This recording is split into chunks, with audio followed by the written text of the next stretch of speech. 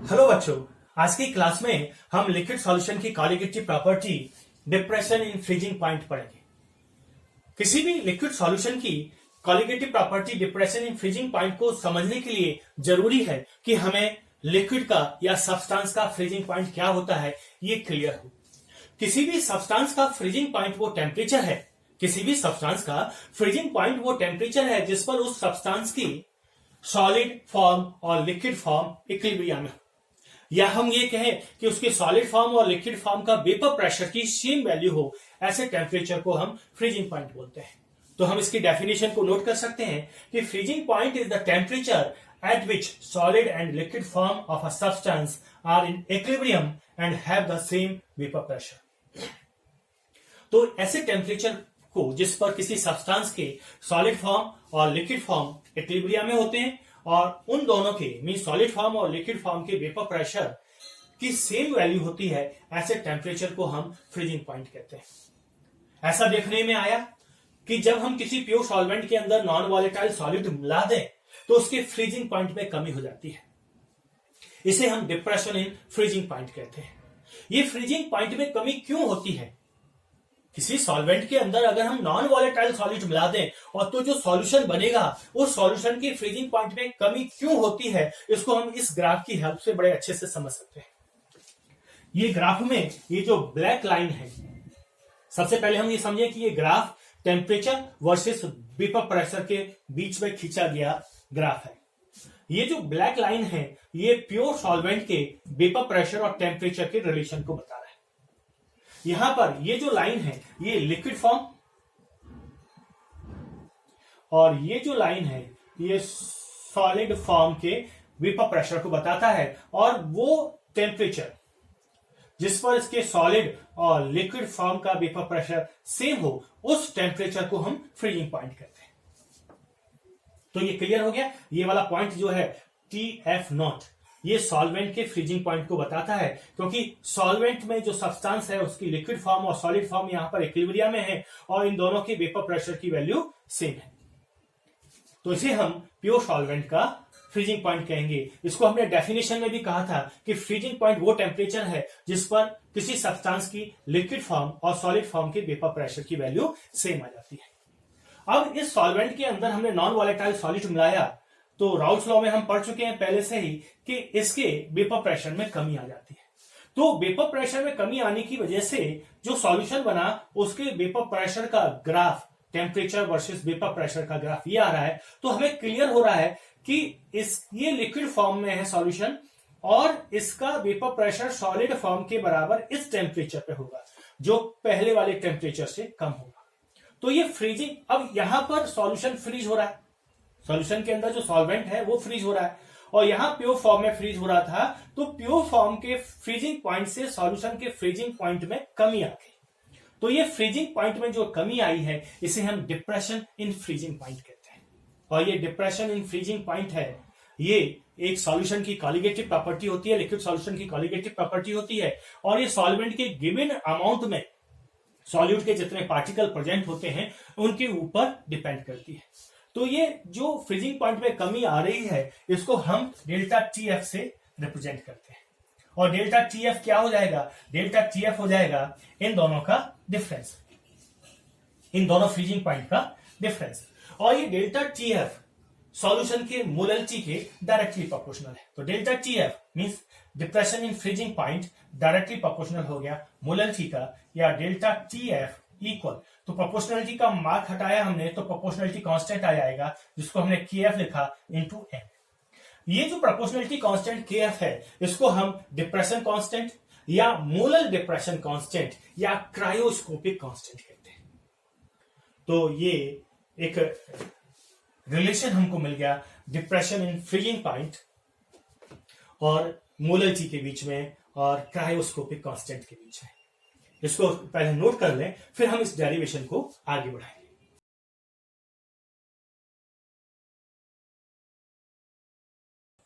अब हम depression in freezing point के लिए एक्सप्रेशन का डेरिवेशन कर रहे हैं।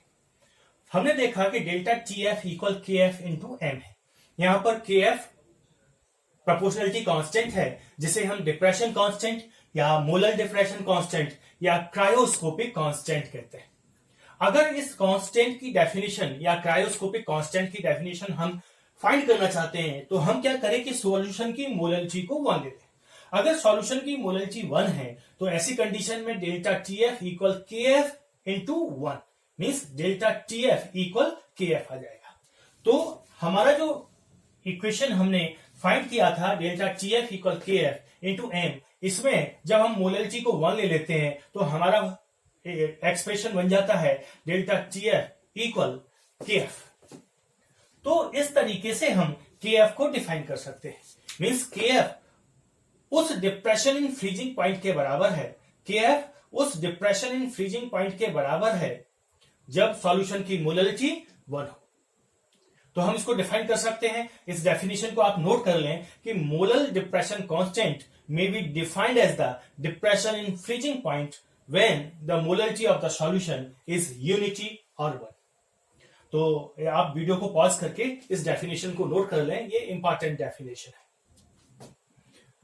मेरे ख्याल से अभी तक आपने ये डेफिनेशन नोट कर ली होगी। अब हम इसको थोड़ा सा और आगे ड्राइव करते हैं। इस डेफिनेशन को मैं हटा देता हूं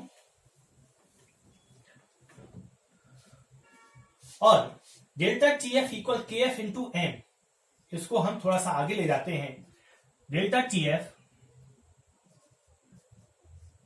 इक्वल KF इंटू मोलरिटी का एक्सप्रेशन हम लिखते हैं। मोलरिटी है weight of solute, WB weight of solute in gram. हमने सॉल्यूट को B और सॉल्वेंट को A मान के चल रहे हैं। तो weight of solute in gram into 1000 upon MB molecular weight of solute into weight of solvent in gram. तो ये एक्सप्रेशन जो है ये मोलरिटी का है, तो M की जगह हमने ये वैल्यू लिख ली, एक्सप्रेशन लिख लिया। अब इसको हम थोड़ा सा रीअरेंज करते हैं। तो delta TF equal 1000 KF into WB upon MB into WB। तो हमको ये नया एक्सप्रेशन मिल गया, delta TF equal 1000 KF into WB upon MB into WB। इसकी हेल्प से हम नॉन वॉलेटाइल सॉल्यूट का मॉलिक्यूलर वेट भी फाइंड कर सकते हैं एक्सपेरिमेंटली। कि किसी एक्सपेरिमेंट में हमने डेल्टा TF फाइंड कर लिया और डेल्टा TF फाइंड कर लिया, wait of solute wait of solvent हमको मालूम है क्योंकि सॉल्यूशन हमने एक्सपेरिमेंट में खुद ही बनाया होगा। ऐसी कंडीशन में हमारा जो एक्सप्रेशन है MB इक्वल B सबस्क्रिप्ट में लिखना है, MB equal 1000 KF into WB upon delta TF into WB। तो इस एक्सप्रेशन की हेल्प से हम नॉन वॉलेटाइल सॉल्यूट का मॉलिक्यूलर वेट फाइंड कर सकते हैं। तो इस एक्सप्रेशन को आप नोट कर लें और इसके ऊपर न्यूमेरिकल प्रॉब्लम करने से पहले हम ये सीखेंगे कि KF की वैल्यू हम कैसे फाइंड कर सकते हैं। अगर हमको एंथैल्पी ऑफ फ्रीजिंग या एंथैल्पी ऑफ फ्यूजन मालूम हो तो हम KF को कैसे फाइंड करेंगे। तो पहले अभी इसको नोट कर लें आप।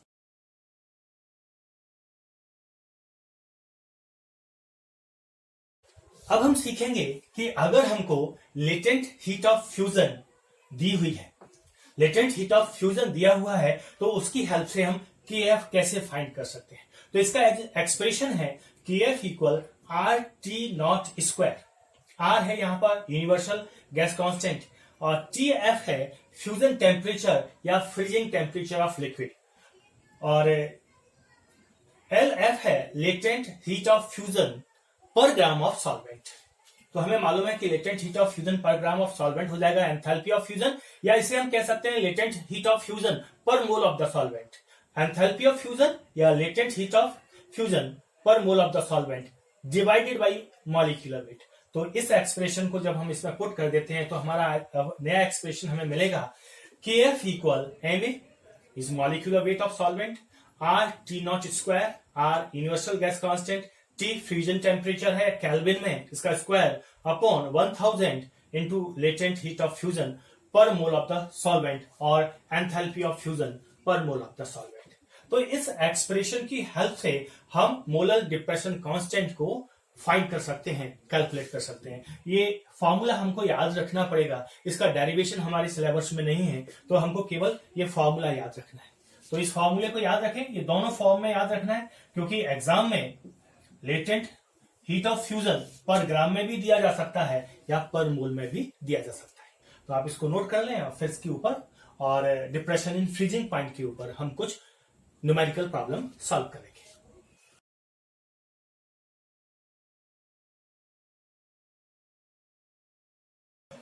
इसमें हमारी पहली प्रॉब्लम आती है, enthalpy of fusion of ice is 1435 calorie per mole, calculate molar depression constant of water. तो इसके लिए सबसे पहले हमको ये देखना है कि हम इसमें फॉर्मूला कौन सा लिखें। तो फॉर्मूला KF और मोलर डिप्रेशन कांस्टेंट और एंथैल्पी ऑफ फ्यूजन के बीच में रिलेशन वाला लिखना पड़ेगा। तो KF equal MART square upon 1000 into delta HF enthalpy of fusion. तो ये हमने फॉर्मूला थ्योरी में पढ़ा हुआ है, ये फॉर्मूला आपको याद रखना है और इसके ऊपर बेस्ड प्रॉब्लम जब भी आएगी तो हमको फॉर्मूला याद होना चाहिए। तो मॉलिक्यूलर MA यहाँ पर क्या है, molecular weight of solvent, R gas constant, T fusion temperature और delta HF enthalpy of fusion है। तो मॉलिक्यूलर वेट होता है वाटर का 18 इंटू कैलोरी में अगर डेटा दिया है तो R की वैल्यू कैलोरी में ही लेनी पड़ेगी, तो 2 कैलोरी इंटू 273 केल्विन का स्क्वायर। फ्यूजन टेम्परेचर या फ्रीजिंग पॉइंट वाटर का होता है 273 केल्विन, उसका स्क्वायर डिवाइडेड बाई 1000 इंटू 1435 जो एंथैल्पी ऑफ फ्यूजन दिया हुआ है। तो ये हमने वैल्यू लिख दी, अब इसको सॉल्व कर लें। तो इसको सॉल्व करने पर 1.87 केल्विन किलोग्राम मोल ये इसकी यूनिट हो जाएगी। तो वैल्यू आ जाएगी कि आपकी 1.87 केल्विन किलोग्राम मोल इनवर्स। इसको आप नोट कर लें।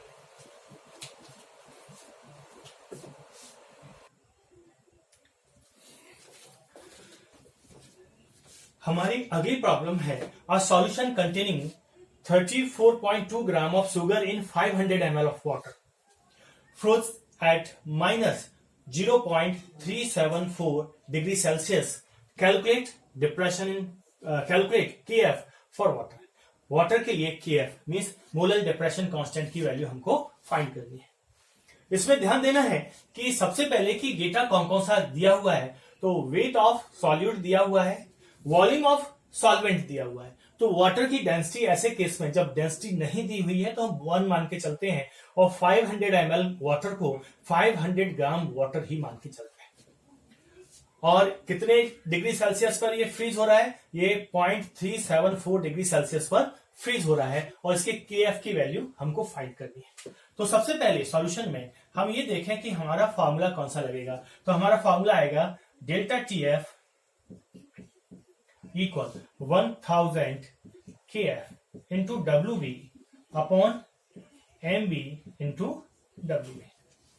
तो डेल्टा TF कितना है बेटा, डेल्टा TF ये वैल्यू है, 0 में से इसको माइनस कर देंगे मतलब, तो ये जो डिफरेंस आएगा वो कितना आएगा 0.374। ये डेल्टा TF की वैल्यू आ गई।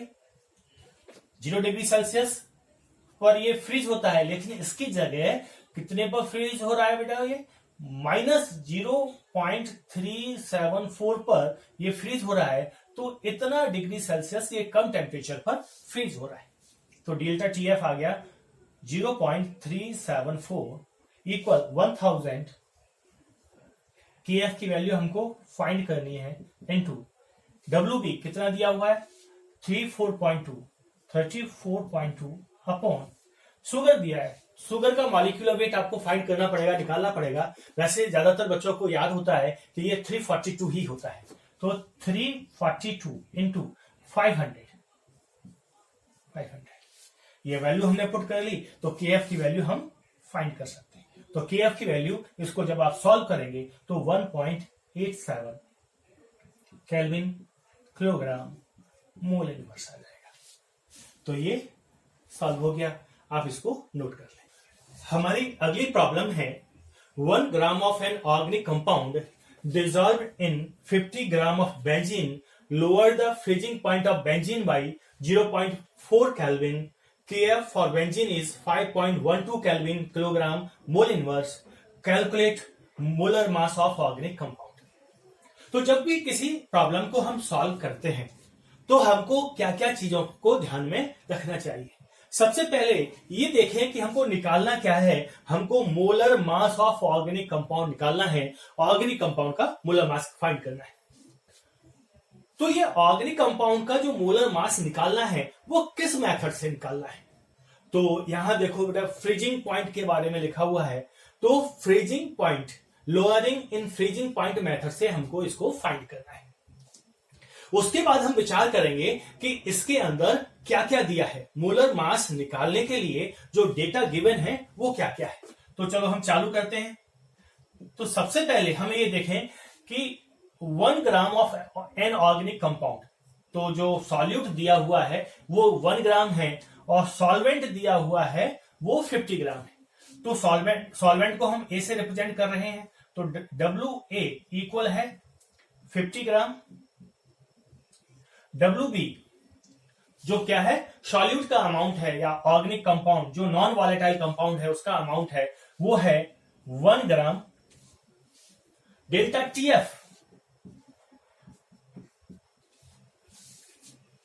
TF दिया हुआ है लोअरिंग इन फ्रीजिंग पॉइंट या डिप्रेशन इन फ्रीजिंग पॉइंट, वो कितना दिया है, वो दिया है 0.4 केल्विन या डिग्री सेंटीग्रेड में डिफरेंस इक्वल होता है। अगर 1 डिग्री सेंटीग्रेड का डिफरेंस है इसका मतलब है कि केल्विन में भी डिफरेंस 1 केल्विन का ही होगा। जैसे 0.4 केल्विन का डिफरेंस है इसका मतलब क्या है, डिग्री सेल्सियस में भी ये भी 0.4 का ही डिफरेंस होगा। खैर अभी उसकी जरूरत नहीं है। KF की वैल्यू दी हुई है इसके अंदर 5.12 kelvin kilogram mole inverse. Kelvin kilogram mole inverse.